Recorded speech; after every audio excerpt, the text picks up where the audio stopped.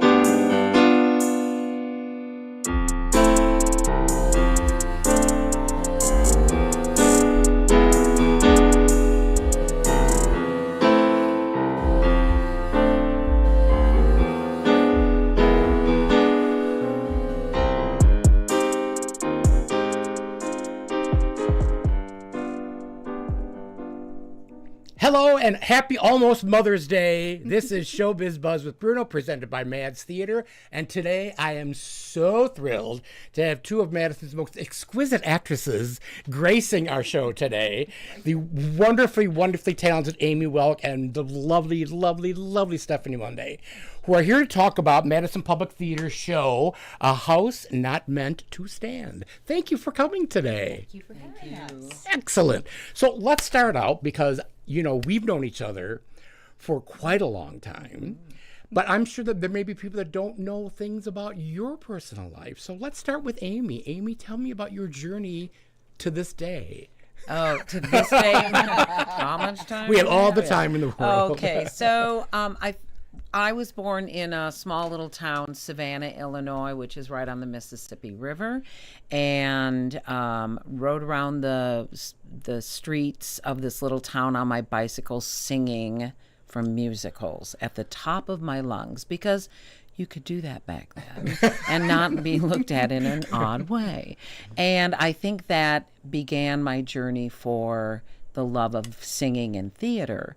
I went to a small community college that had a really great theater department. That was in Freeport, Illinois, Highland Community College. And the director at the time, his name is E. Michael Dobbins, was starting a Somerset theater.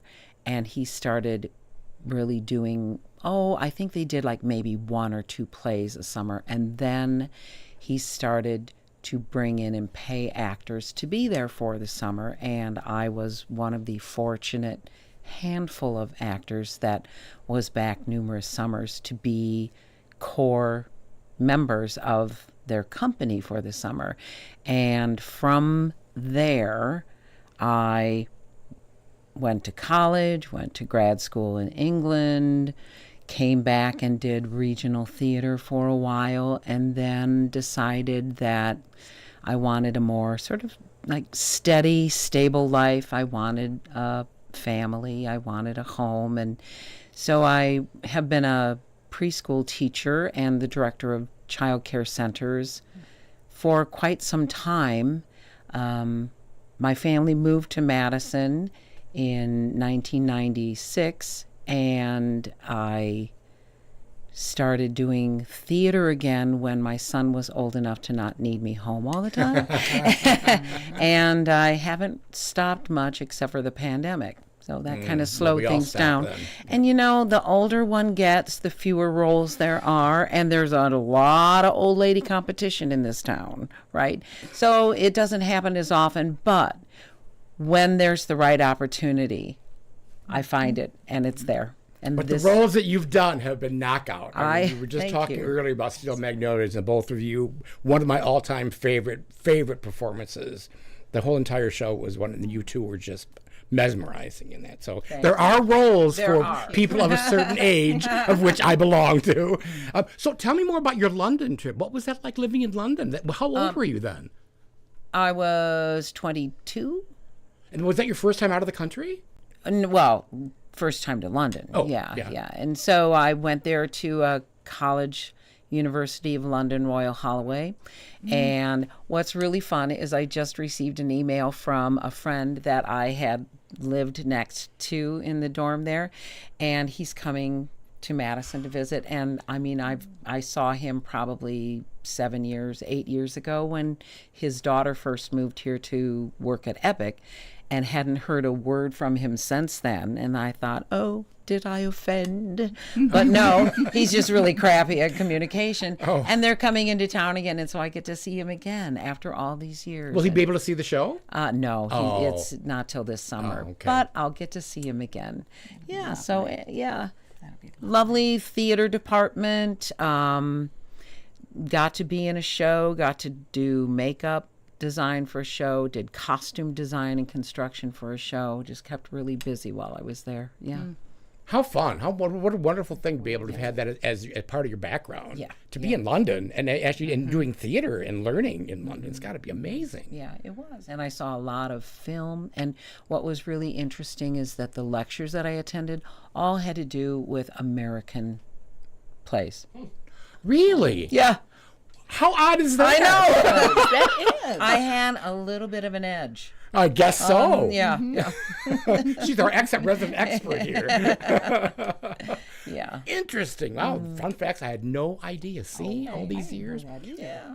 We've been together for a couple times now, so who Well, knew? there are many things that we don't know about each other yet. See, but and now we we're got time. Now we're going to Yeah. find out some interesting things about the lovely Stephanie Monday. I don't know how many things there are to say. I mean, I'm a Madisonian. I was born here. I went to school here. I ended up going to college here at the UW. I had auditioned for the acting specialist program that they had at the UW. at a certain time, and was accepted. My mother said, "You can't be an actor. You need to do something for real." So I got a degree ultimately in communication arts, public address, because I thought, well, I'll maybe run for office or be a senator or something. So I went to law school. And lo and behold, as my youngest son, reached a certain age, I was like, okay, I would like to go out and see if I could do this acting thing again, because I needed a little something. I had been ill, and it was kind of a come to Jesus moment, where it was like, you know what, if I'm not going to be mobile, as we know what, then I want to go and do a little acting before that maybe is taken away from me. So I came back, I did a little play at the Theater Guild, and with Lead Waldhard, Patty Whiteley, and from there it just kind of started up. And then I decided I wanted to know more and be trained, so I went back and I got my MFA at the UW as well, and did some work there. And then when my daughter decided to go to Chicago for her college education, she went to the School of the Art Institute of Chicago. I thought, well, I can go down there and just kind of poke around and see what's what. And I guess that was after I was doing a little detour. I was doing a show during my MFA final year, and we were in conjunction with the rep, and so it was uptown, and a representative from Steppenwolf was there, and we got done. We were doing the Greeks, and he came up to me at the cast party, the little soiree for all the donors and board members and stuff, and he said, "I think you should come down and talk to us," and gave me his card. And then I got in with the artistic director down there, and the casting director went down and auditioned, and I'm looking at the big poster with all the Steppenwolf people, and somehow they brought me down there. So I worked down there while my daughter was kind of going to school, and then I had to come home because I had a younger son who had not graduated from high school yet. So I came back, got him kind of through high school, went back down and stayed. My daughter had an apartment a couple blocks away from me, and I had my little tiny studio where I could just work, and I got an agent, and then I just started working down there. And when she got done with school and my son got ready to go to law school, or his undergrad a little bit, then I came back and kind of got on with it up here, because I love Madison. I wanted to be home again, and I'd done what I needed to do in Chicago. I had been in the first episode of Chicago Med, although my thing got edited out. But you still got credit. Still got credit for it, and I still get those checks. Get that 3-cent right, I know. And I made a Super Bowl commercial with Jesse Eisenberg, and I worked, of course, with Steppenwolf, and I did a film called South Side with You, which was celebrated at Sundance about Barack Obama and Michelle. And it was a delightful experience. I had my own trailer and stuff down by the Music Box in the city, and you know what? It was a good time. I really had a lovely time in Chicago, but you know what? There's no place like home, and that's Madison. And then when did you come back? What year did you come back to Madison? I came back in 2019. Oh, okay. Like right before the pandemic. Yep. And I can remember I picked my daughter up on St. Patty's Day during the very beginning of the pandemic, and that was it for Chicago. And now she lives up here, I live up here, and I'm back at the Bartell and doing some good work that I feel back where it all began. I know, all began. It allows me to be with my good friend Amy and my good friend Michael. So we actually met in 2003, I think it was. Yes, it was. When we did the 8. Yes, which was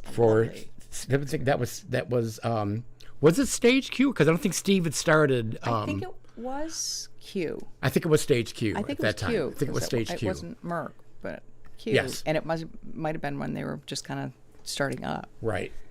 But we hit it. Yeah. It was a great show. Remember, we sold out all the time. Yes, we did. Oh. Yes, Madison we did. needs a little naughty during Christmas. Right. And then the three of us were all together in Miracle on 34th Street in Middleton, and that was for Heartline Theatricals. Yep. Right, and you actually had the little program. I do. I love that. There we are in all our glory. And that was, all the ones, the reiteration of the ones that's the one that we all did together. And then Right. it kind of moved on. I had done Christmas Carol, and then they did it again. It's a Wonderful Life, but they were all done as radio shows. Right. And the thing that I loved about that is you don't have to memorize anything. know, You have the just script in read. front of you, but it's performances, and you get to perform like you're doing a live radio show. Yeah. And I loved doing those. There was so much because we had a big band that played. Yeah, Larry we Bush we band. wrote commercials and did our own commercials and jingles. Yeah, I got to sing the gorgeous. Chevrolet. Remember that? Right, Yeah, right. Yeah. I mean, those were so much fun, and those were very well attended. Yes. I mean, they Very, sold out very. the old Middleton Yep. High School theater. in the auditorium. Yeah, yeah. That's because they had free dessert. Oh, that's right. I They remember had. that. Yeah, They that was did have free desserts. You're right. And that was in 2010, right? Yeah. So yeah, we have a big history together. Yeah, I'm surprised that our paths have crossed as much, and very grateful because we continue to do things, but we're not always together. Right. You know, we're greatly involved. Yeah, exactly. So and now you are back at the Bartell in one of Tennessee Williams' lesser known pieces. So let's talk a little bit about the show itself. Whoever wants to jump in with I that. want you to. Yeah. House Not Meant to Stand was his final play that he worked in conjunction with the Goodman Theater in Chicago on, and it was done, I believe, shortly before he died, or he passed, 3 months after it was done. And really, the basis of the play is a dysfunctional family. And How odd for Tennessee his Williams. family. I know. Who knew? Departure from usual.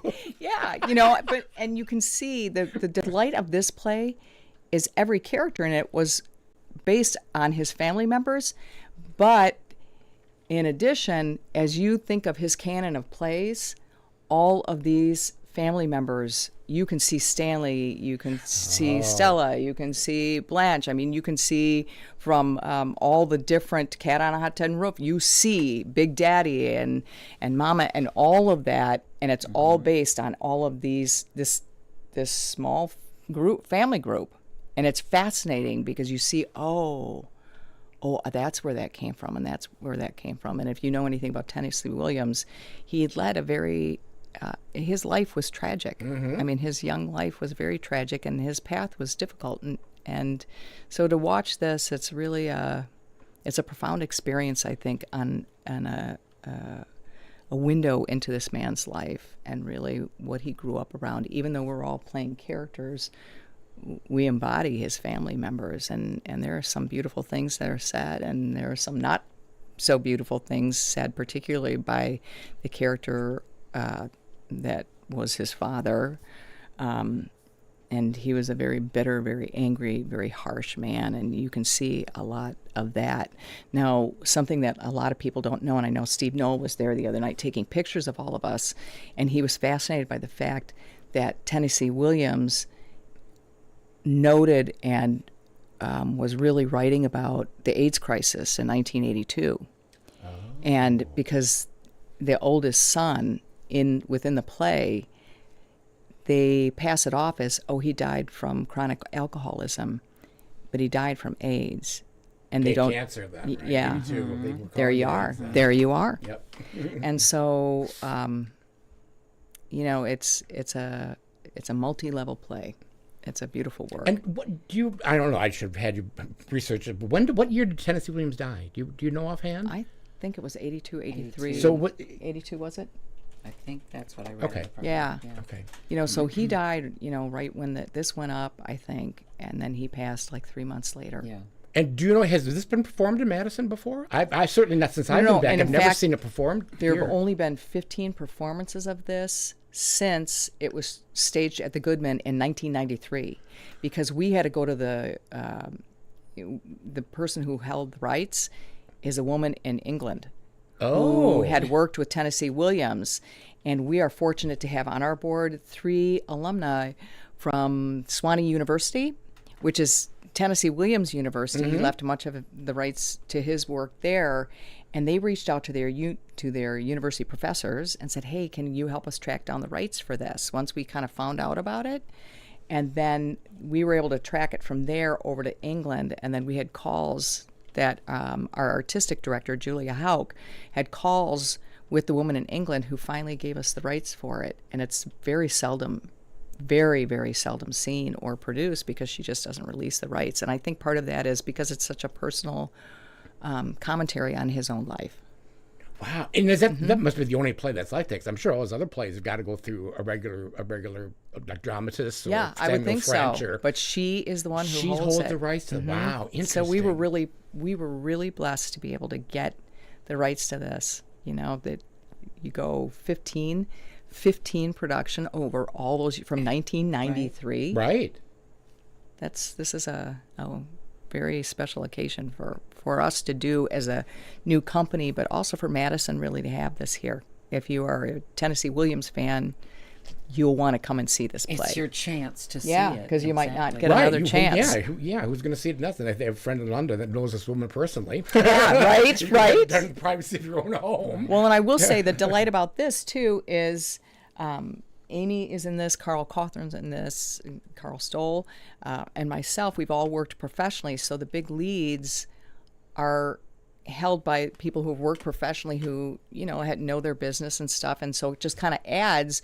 We've got people from the community as well as people who are trained, and it's a really nice marriage of talent and enthusiasm and crafting. And so I'm particularly proud of this. Yeah, what's really fun is backstage, people will be sort of like, I was thinking that maybe this could happen in this scene, or I really liked it when you did that. And so it's really a lot of mentoring, but it's interesting. It's really big, but it's also an awful lot of their inquisition about it. But I noticed you did this, and can you tell me why, or what would make that play better? And it's really, really heartening because that doesn't always happen, particularly in professional theater. You're there, you do your job, you go home. Right. This is an awful lot of questioning about, can you tell me why you did that, or what would make that, or did I do this, or should that happen later?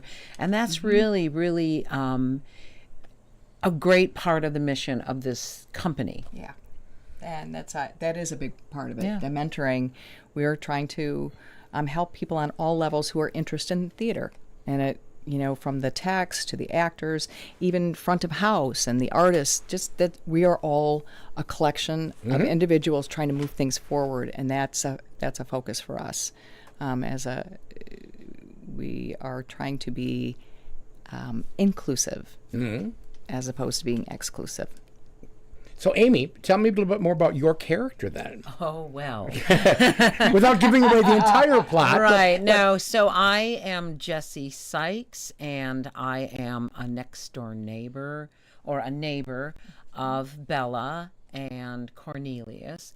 And I'm really into everybody's business. I'm very gossipy. And when I first read the role, I was talking with Julia, and I said, what's really interesting about many of the characters, but in particular Jessie, is that she is accusing other people of exactly who she is. And there's a lot of that in the play, like characters who are calling, well, she's a bitch. Well, you're an asshole, I mean, right? And so I am a bitchy wife. I am set on looking younger than I am, getting rid of my husband, looking at younger men, that sort of thing, and laughing at other people's expense. And my dear friend Bella, I'm laughing at her expense and gossiping with my best friend, Mary Louise Dean. I have not counted how many times I say, Mary Louise Dean. But it's many, as many as the A scarlet letter, right? It's like all the time dropping her name. And it's a juicy, fun, really kind of bizarre role for me to play, but it's been a lot of fun, and I get to be a redhead. Oh, see? Yeah. So I'm assuming, like most Tennessee Williams plays are very dark, and they're very, very, very dramatic, but I'm assuming you're kind of like the comic joy in this show.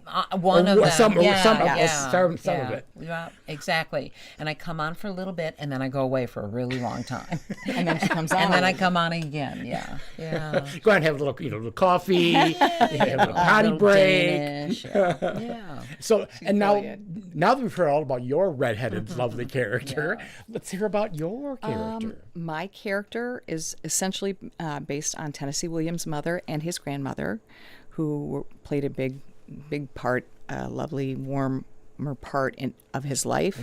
And that's really kind of Bella. She's married to a very harsh man, and she loves her children. Her children are her world, and you see that emphasized over and over and over. She's having a little bit of trouble focusing because she, as I had said before, has lost her oldest son. And the paths that her other two children are on are worrisome, to say the very least. And I think that at the end of the day, combined with some health issues that she's also having, it isn't all fun and giggles for Bella, certainly. I mean, she is a tragic character. She has a fun part to her, but she brings it in that way, brings the depth, I think, to things. But so much of it is related to family and how the family has to continue, and family's got to move forward, whether you're with them or not. It's just a pleasure. It's a pleasure to play Bella. It's an honor, really. And what era is it? Is this the 1980s? 82. So it is. That was he set the play in the time that he actually ended up dying. Yeah. Yes. Wow. Well, that's kind of heavy. I mean, it's and it's there's Yeah. a spooky aspects to it. I mean, it's a dark comedy, spooked. How did he put it? Gothic and a spook. It's a spooktacular kind of thing for him, I mean, he has a word that he had said for it, which evades me right now. But it is. So it's kind of spooky. It's fun. It's profound.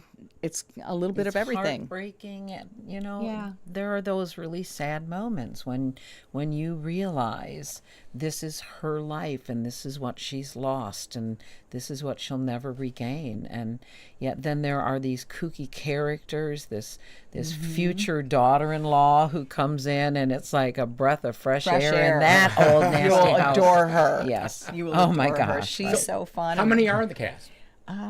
8, do you think? I think it's 8. And they have kooky characters coming in. You've got the family, but then, people come in and kind of disturb what's going on in the family, and it's a nice way to release the tension of the family itself. And, she plays one of those characters. We've got a policeman that comes in, and we've got a doctor that comes in, and like the new prospective daughter-in-law, the son comes in, and they've been out and about, and on top of all of this, it's storming horrifically outside. So there we are. You gotta have a good storm. Right. Oh yeah. For the first time last night, I noticed that when my first entrance happens, there's a big clap of thunder. It's like, what? Thanks. Message from God. I tell you, look at this woman. Look at who's coming through that door. Yeah.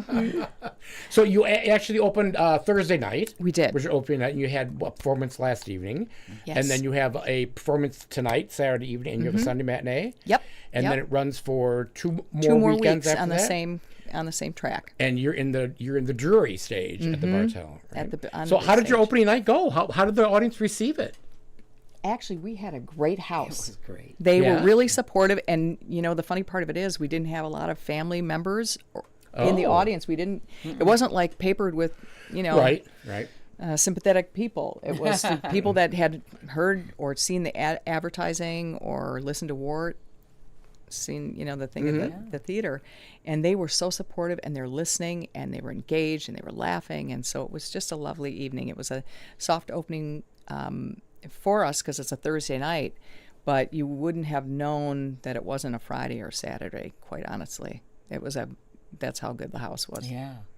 Yeah, we were just saying earlier that this is a difficult weekend because you've got so many things competing to this Crazy. weekend. It's just but so how great that you open on a Thursday? Yeah. Because a lot of places, they have that's usually like your final dress rehearsal, or you say it's an open invitation. You bring your Yeah. friends, bring your family, bring people Just who are get us going to going. like it. So that's kind of unusual and I suppose really helpful for you to have that because Oh, you've got it was, right? It was a good step off. yeah. Yeah. yeah, that's great. It was excellent. And last night we had an excellent show last night. Now I think everybody feels like, okay, forward. We're moving now. And so things I expect will just continue to pick up and be fast and keep moving. And we're all really excited to do the show. And when we're having fun, the audience should be having fun. Right. I'm sure. So.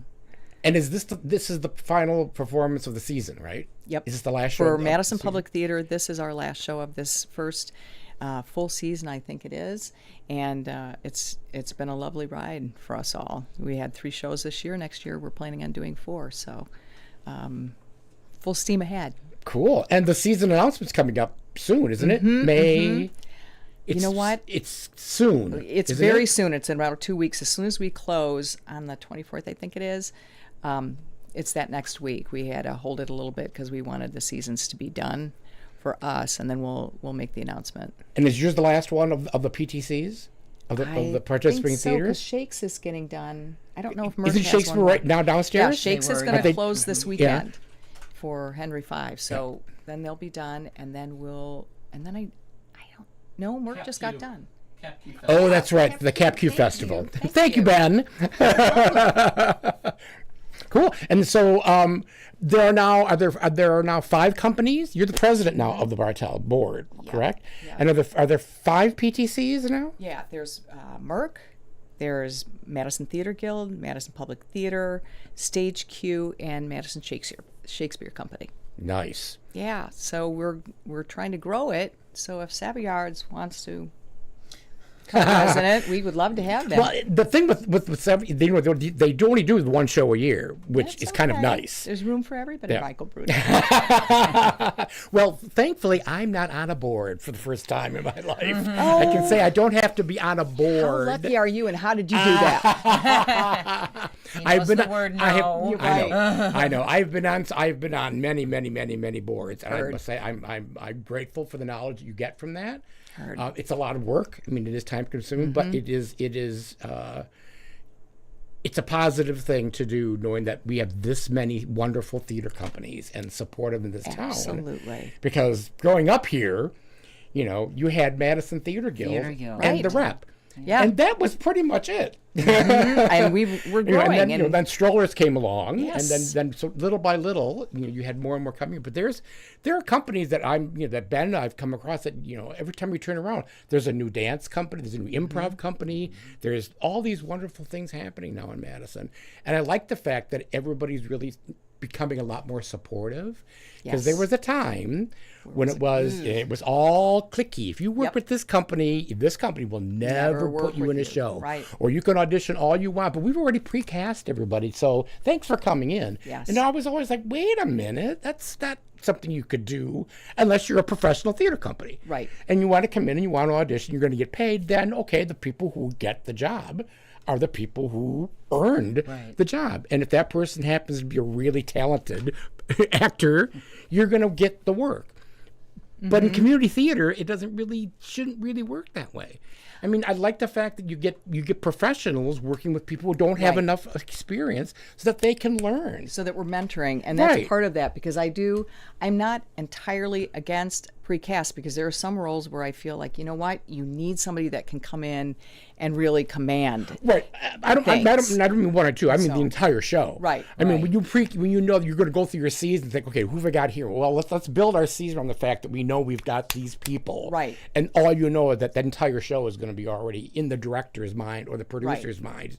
Because you're right. There are shows when you think, gee, you got to have somebody to Somebody carry who can this do thing it. on You their have shoulders. to know that So you yeah, have that. right. that right. talent. Covered. Right. But I know Right. we're going to have general auditions this year for the first time, Oh. where we're going to pull everybody in. I think it's August 11th, so that people can come in. They do 2 contrasting pieces.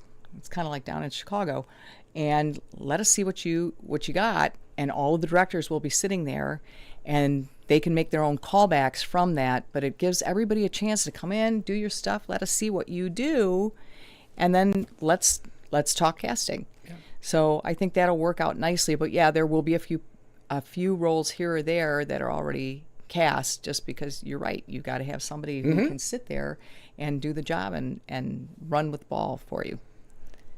And so, you know, I mean, there's a little bit of everything. I love that. Yeah. So, Amy, what's next for you? Do you have anything on your bucket list or your horizon of things that you are wanting to? I don't have a bucket list anymore. I kind of wait until I hear about the next project and then see if that's going to work out. This one came along because Stephanie and I had worked together on Steel Magnolias, and I said, I sure would love to work with you again. And we chatted, and there happened to be a role that worked out. Yeah, so I don't really have anything that I'm committed to. What I know is that I teach for CTM, and I'll be doing 2 summer camps for them. Nice. Yeah, and Michael, one of our cast members, is going to be a co-teacher with me. So that's really exciting. You know, I love working with Michael, and he was a part of the Steel Magnolia team. You know, so this will be really fun to work with him in a different capacity. Yeah. So what was the last musical you did? What was it?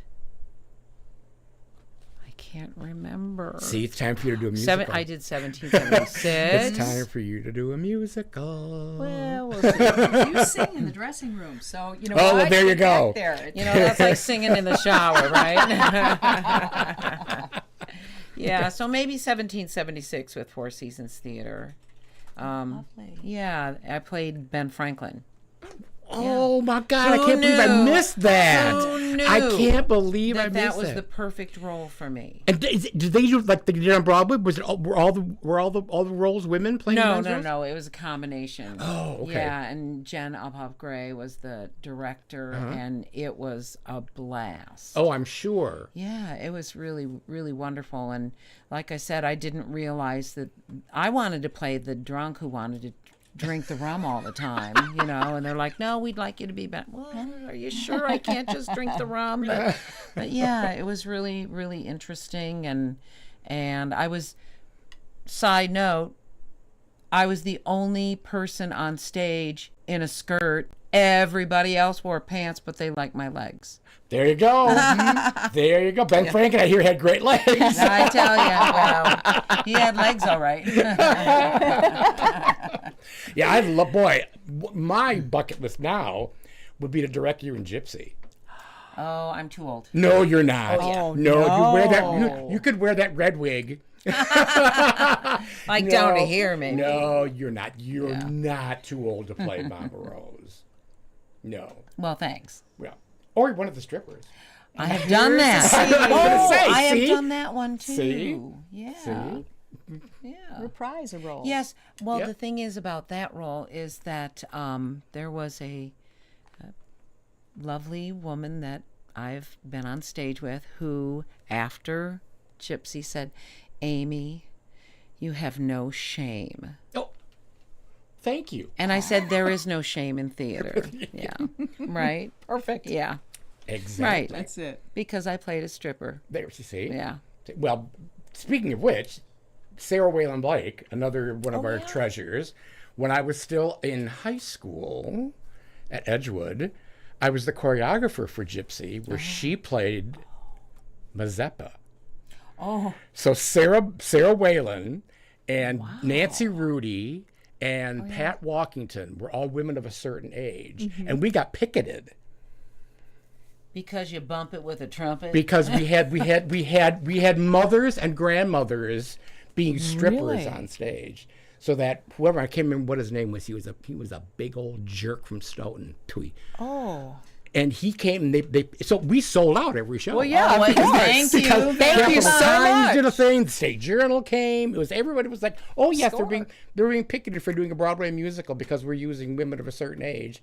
And they were. I mean, to this day, that was my most favorite thing. Was watching those three women. Oh, I bet you they had a You know, ball. oh my gosh! I wish I would have had a video of that because Brilliant I scene. you know, and both of Sarah's twins were in Uncle Jocko's opening number.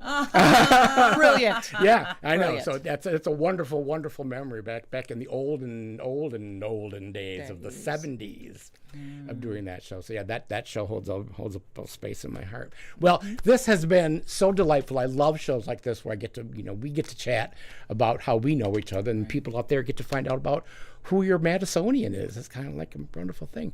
Much success with the show. I'm sure it's wonderful. I can't wait to see it. Go and buy tickets now. You've got tonight, you've got matinee tomorrow, and you've got 2 more following weekends at the Bartell. I'm sure tickets are on sale at the Bartell box office. They're probably also on sale at it's Bartell box office. Bartell box office. That's the is best place to get do tickets. it. Yep, Okay, yep. perfect, wonderful. Or you And can listen to Wart and get some free tickets, perhaps. there you go. Nothing better than that. So wonderful. Happy Mother's Day. Thank Thank you you. for joining Thank you, my us. And darling. thank you for joining us. And thank you, Ben. Thank you, my lovely husband. Wonderful, wonderful Jim. And we'll see you next time. Have a great weekend.